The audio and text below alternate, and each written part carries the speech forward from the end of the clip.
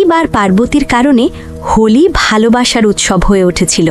তার কারণ একবার কৈলাস পর্বতের নীরব সকাল, বরফে ঢাকা শিখরে সূর্যের প্রথম আলো পড়তেই চারদিক সোনালি হয়ে উঠল। দেবতারা প্রস্তুত হোলির আনন্দে, কিন্তু মহাদেব তখনও গভীর ধ্যানে নিমগ্ন।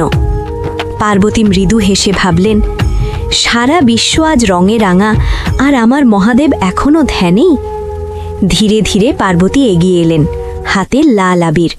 এক মুহূর্তে তিনি শিবের কপালে আলতো করে রং ছুঁয়ে দিলেন। চোখ খুললেন শিব, ত্রিনয়নে যেন বজ্রের ঝলক, তারপরেই এক অপূর্ব হাসি। গৌরী, তুমি কি আমাকে হোলির রঙে জয় করতে চাও? পার্বতী হেসে বললেন, প্রভু, আপনাকে জয় নয়, আপনাকে রাঙাতে চাই ভালোবাসায়।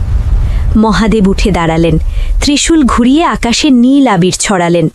মুহূর্তেই কৈলাস পর্বত রঙে রঙিন হয়ে উঠল।